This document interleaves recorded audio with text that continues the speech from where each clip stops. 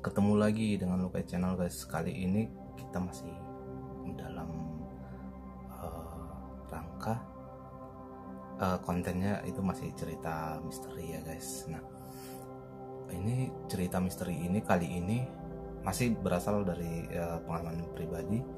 Itu sekitaran di kampung gua guys. Jadi ceritanya gini guys. Jadi sekitar tahun berapa ya, waktu gue masih di bawah tahun 90-an, sekitar 80 berapa gitu, hampir menjelang 90-an ya. Jadi di kampung gue itu kan, kampung gue itu di Sumatera Utara ya.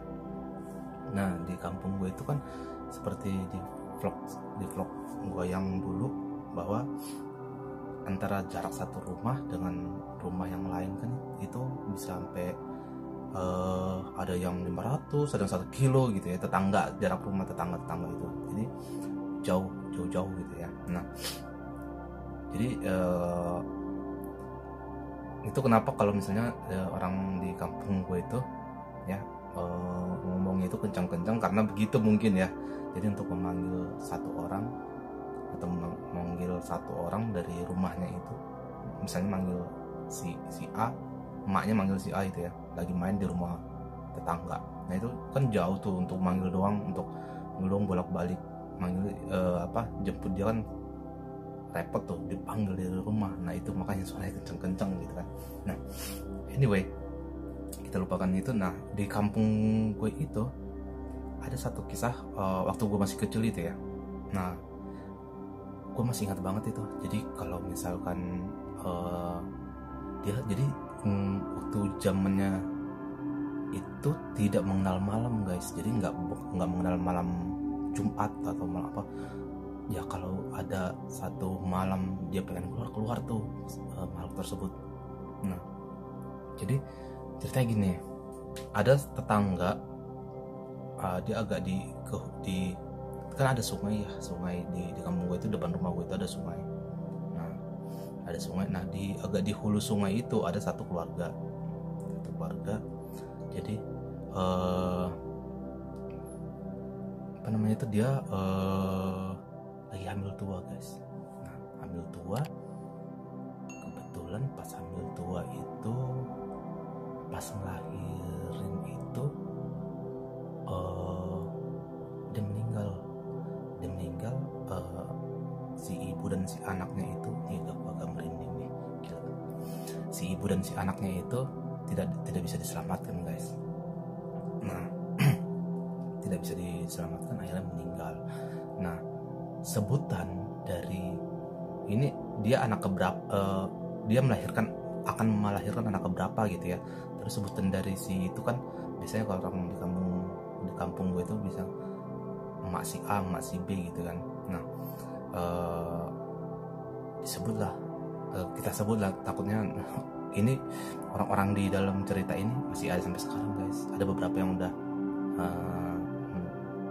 nggak ada, tapi ada masih banyak tuh. Kalau mereka dengar cerita ini, masih, apalagi teman-teman gue tuh masih pada ngerti lah, masih ngeh gitu. Tapi makanya gue samarkan ya, yang meninggal ini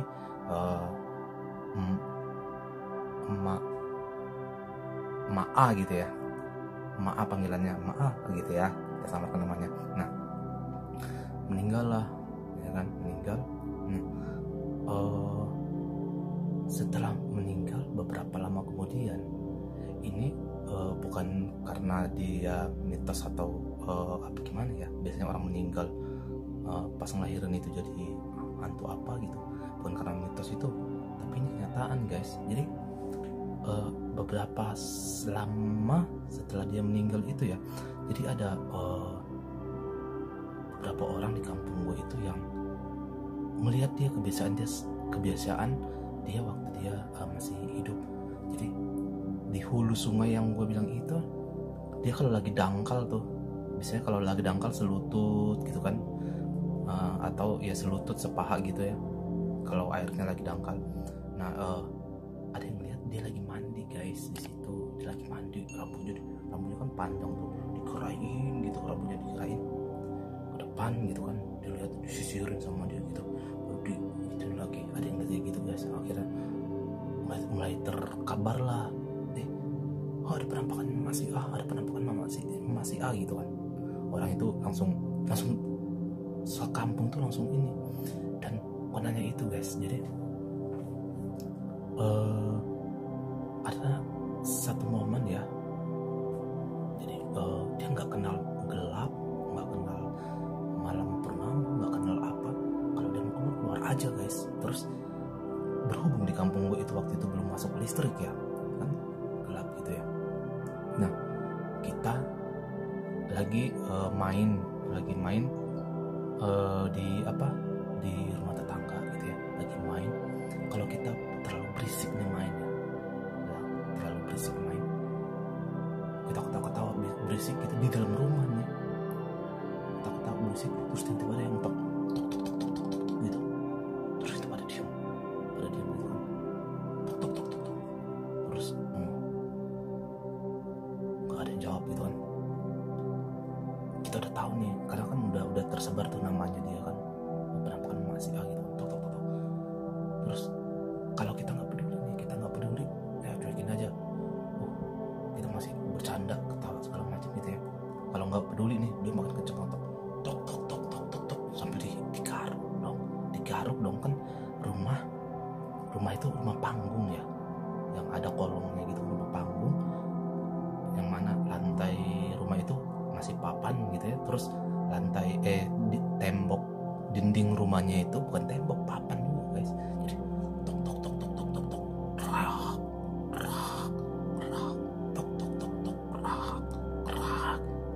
gitu kan. Jadi gue merinding guys. Nah udah kayak gitu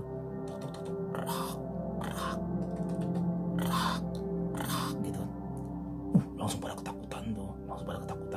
Nah besokan paginya udah langsung maksain dia tidur. Besokan paginya tahu nggak guys apa yang terjadi? Di bekas dia ketokannya dia itu sama kerokannya itu, di bekas itunya itu ketokannya dan garukannya dia ada darah guys, ada darah kerak. Nah, ada darah gitu. Makanya pada serem. Udah pokoknya malam apa aja kalau dia mau pengen keluar aja. Nah makanya waktu itu terkenal kita kalau di rumah nih ya, kalau udah malam tuh jangan bercanda berlebihan. Kalau kita kan mau tidur kan biasanya tuh ngobrol-ngobrol, ketawa kayak gitu kan, ngobrol-ngobrol ketawa cekikikan gitu kan. Kita nggak boleh yang ketawanya itu terlalu pas, nggak boleh gitu. Jadi harus tahan. Dan di atas jam 8 malam itu kita udah nggak berani ini keluar. Nah ada momen di situ guys, sampai berapa lama tuh kerak. Terus ada penampakan kayak gitu, sampai dia ada beberapa lama ya, sekitar setahunan lebih atau ya, makin kemarin makin sepi. Akhirnya sampai gua udah sekolah itu udah nggak ada sama sekali penampakannya guys gitu. Udah nggak ada orang yang cerita melihat kayak gitu. Gua nggak tahu ya, karena kita masih kecil, gua nggak tahu apakah ada yang ngusir atau ada yang orang pintar yang gimana gitu, gue nggak ngerti kan masih kecil ya. Nah yang gue alamin sendiri, yang gue dengar sendiri itu ya ketika ya tok gitu guys. Jadi gitu, kalau udah kayak gitu pada narik selimut, masih gitu, hantunya masih gitu guys. Hantunya habis ngelahirin, jadi anak sama bayinya itu anak sama bayinya itu nggak terselamatkan. Jadi katanya kayak penasaran, tapi ya kayak gitu deh. Habis kerak-kerakan itu ada darah guys. Jadi gitu. Oke guys, sekian dulu guys cerita mistis pengalaman pribadi kali ini. Jadi jangan lupa ya di like, di subscribe, di komen juga guys, di share juga ya, supaya kita bisa lanjut lagi ke video cerita-cerita selanjutnya. Gue banyak pengalaman pribadi, gue banyak hal-hal mistis kayak gini. Ada lagi lu nggak tahu kalau tidur. Nah kalau tidur dari bawah itu ada yang nusuk-nusuk gitu, dari bawah, dari sela-sela papan gitu. Papan kan kita pakai tikar tidur, nggak pakai itu, ada yang nusuk. Nah itu gue pernah sekali guys. Nah nanti di next video akan bahas tentang itu banyak guys. Oke, jangan lupa di subscribe guys. Oke, bye bye, thank you.